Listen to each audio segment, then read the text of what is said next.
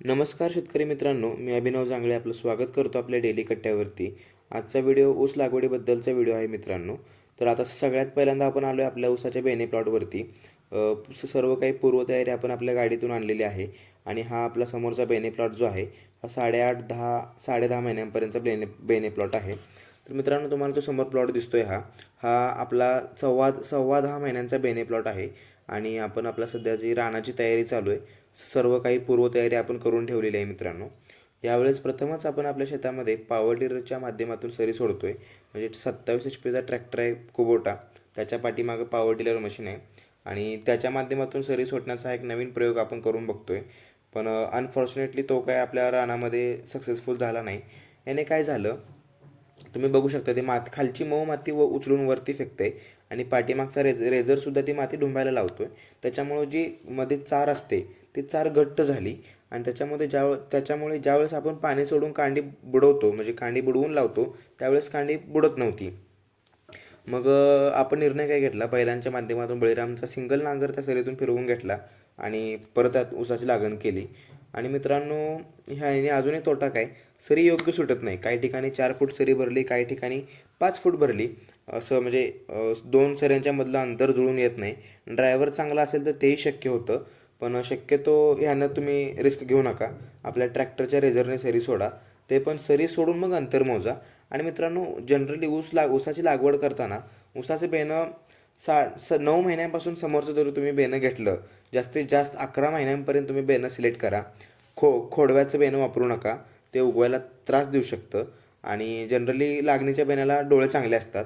आता आपण ऊसाची लागण लगेच चालू केली आहे. पाठीमागं बैलजोड बघू शकता. बळीरामचा नांगर घेऊन प्रत्येक सरीतून ते बळीरामचा नांगर फिरवायला चालू आहे.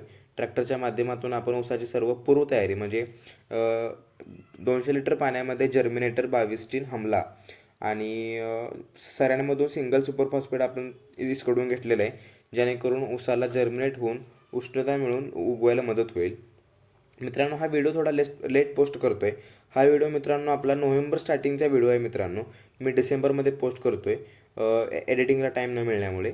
मित्रांनो, सध्या आपल्या ऊसाची लागण चालू आहे. आपण एकदमच 5 एकर ऊसाची लागण करतो आहे. 2 एकर आपण घरच्या घरी आपले लेबर घेऊन पाण्यात लावला आणि 2 एकर असं उक्त दिलं तर टेंडर टाईपमध्ये 8,500-9 हजार रुपये दर होता प्रति एकर लावून द्यायला. समोर तुम्हाला टब दिसतोय मित्रांनो, त्या टबमध्ये त्याच 200 लिटर पाण्यातून आपण थोडंसं पाणी बाहेर काढून घेतलं. त्याच्यामध्ये आपण कांड्या बुडवल्या, त्या कांड्या सुकवल्या आणि त्या सिंगल सुपर फॉस्फेट विस्कटलेल्या सरीमध्ये कांड्या नेऊन सुक्यामध्ये पुरल्या आणि लगेच पाणी चालू केलं. मित्रांनो, तुम्ही समोर बघू शकता मित्रांनो, आपण 4.5 फुटावरती आपल्या सेकंड प्लॉटवरती ड्रिप केलेला आहे आणि त्या ड्रिपमध्ये ऊसाची लागण केलेली आहे. लागण मित्रांनो वाळल्यात केली आहे आणि स्टेप बाय स्टेप असं एक सेक्शन तयार केला, लगेच त्याला पाणी सोडलं, जेणेकरून त्या डोळा वाळून जळू नये.